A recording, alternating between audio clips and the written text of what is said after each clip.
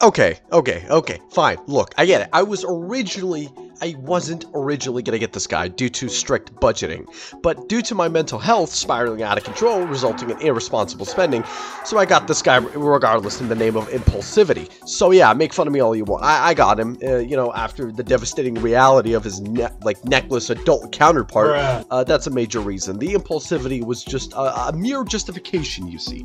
Just like my justification in the name of impulsivity, the sculpt of this little goober is silly. He's very ugly. I know David, you know, hand sculpted this boy at one point. Frankly, it looked like an Albertosaurus juvenile.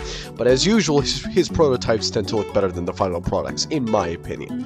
This thing, which I'll coin the term juvenile body sculpt, will be given to Teratrophius, I can't pronounce shit, Quinzosaurus and Electrosaurus. Taking a look at the head, let's just start off that way, you know, what a fucking transition. Boy, this guy's ugly. He is ugly. He has a fucked up jaw. I'm not sure whether it's due to the sculpt getting in the way of clearance, but damn, what a gape. It's probably the plastic being warped. Other testimonies have had a similar issue, I assume. From the front, he looks flat out derpy. Charismatic, you know, I coined the term charismatic retardation conservatively. It's what I'll go for as far as I could, you know, call it that. His eyes are pointing in two different directions. He has no nasal cavity, by the way, you know, on the roof of his mouth, or holes, I should say. I'll forever nag on this point because the price of these things is just fucking atrocious, you know? It's like crack, you know?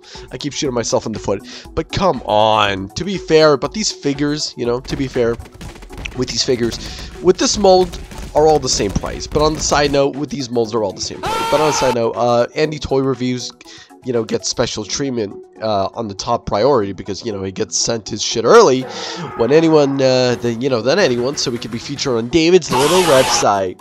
So as anyone who fucking doesn't criticize him too much, anyways, you know, can't criticize the man too much, otherwise you won't be given access to his goodies. Special treatment. Taking a look at the head once more, you can notice the bony ridges on the lacrimal crest and nasal ridges.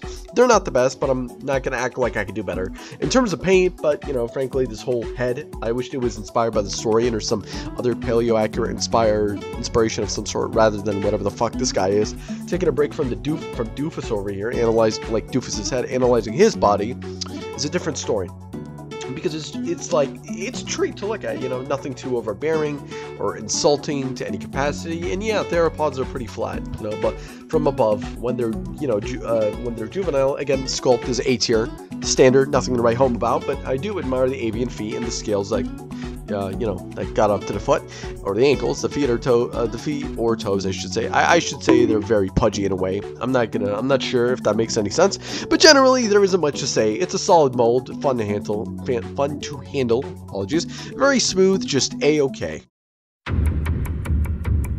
Speaking of A-OK, the paint job isn't that bad. I'd go as far as to say it's good. This is the juvenile version of the adult Rex. I'm gonna have to keep saying this multiple times, just in case if one of you dumb fucks keep on referring to this as Nanotyrannus, potentially.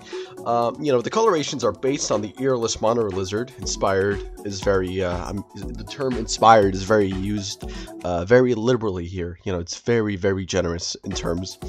But the bits of beige, orange, and darker shades really don't assault your retinas too much. I would have preferred more muted colors, you know, the whole ontogenetic niche thing, you know, how young Tyrannosaurs are adapted to delve into certain niches to discriminate themselves from the adults of sorts till maturity, that way to avoid competition, that sort of thing. Of course, you know, of course, nails are painted in a muted gray, no complaints. The reason I want to throw it out there because it's just, you know, it's kind of hard. I've been traumatized by Mattel's refusal to paint fucking feet. But here we come to the point that makes us cry a bit, you know, boys and girls, so hold on to your ass cheeks. This baby boy has a neck, a proper neck. This goober has a neck. How many times do I have to tell it? How many times do I have to tell you? I don't know. An independent head and neck, which gives him a good range of articulation. No need for a foreskin hoodie. Seriously, does his neck get, like, calcified when he ages? Like, you know, what a fake, goddamn, how brutal. Shoulders are on a step ball joint, elbow on a hinge joint, meaning it can bend and swivel. I don't recommend that you do that too much. The wrist is on a similar situation, but I refuse to touch it. Otherwise, I feel as if it might, you know, disintegrate. The torso is on a ball joint. Yes, wonderful. Thighs can spread by a bit. They can move forward and back this much. Knees, ankles could swivel and bend. Don't do it too much because he, he painted the joints. So I recommend you heating it. Heating this guy to avoid breakage. But seriously, like, do I have to get a hairdryer every time I want to play with this thing? But, toes and nails are on the ball joint as well. Tails. Oh my god, what am I? Testing the toes, the feet, and the bendy wire tail. It's bendy wire. It's a bendy wire. I'm just gonna put that out of the way. The tail itself is made of it's just bendy wire. There's not much I can say about it, frankly. There's not a lot of things going on for this bitch. But that's it for the articulation, I suppose. Here's the box. This fetus comes in. It's decently sized. You can see the contributors of the project, which is nice, alongside the facts and the rest of the wave. On the back, you get a card with some brief facts, as usual, same old shit. A shitty translucent stand with equally shitty cradles that barely clip onto the pubis bone and ankles. The peg is on the base, which are equally pathetic, barely holding the figure. The base and stand are just poorly designed, requiring you to pose it in a very limited position, as evident by the promotional images. Even then, those are prototypes. I'm using the term prototypes very liberally here.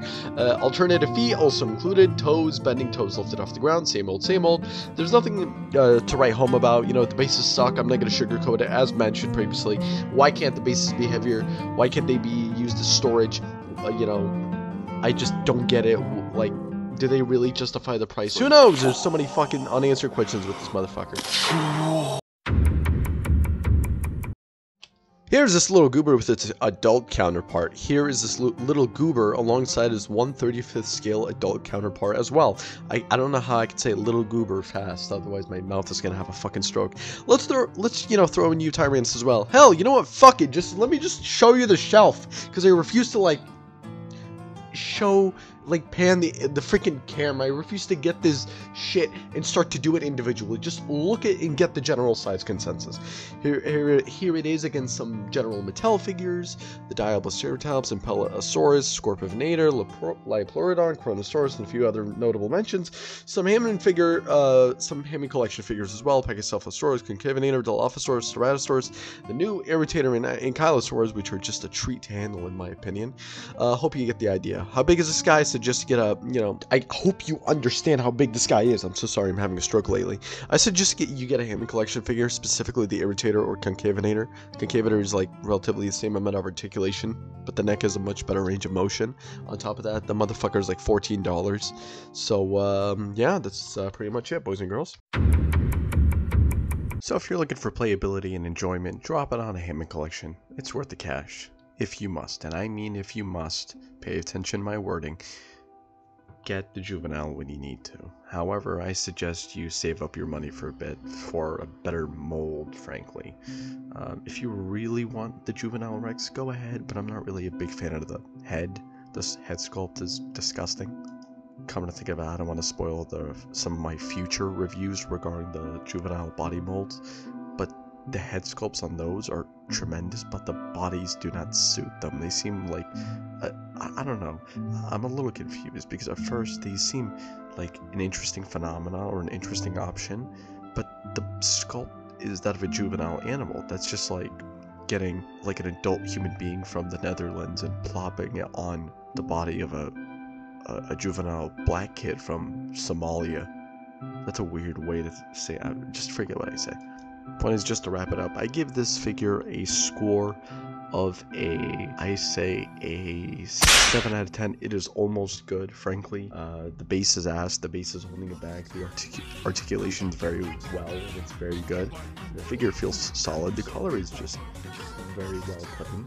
It's not the worst, but I wish it was much darker than it is.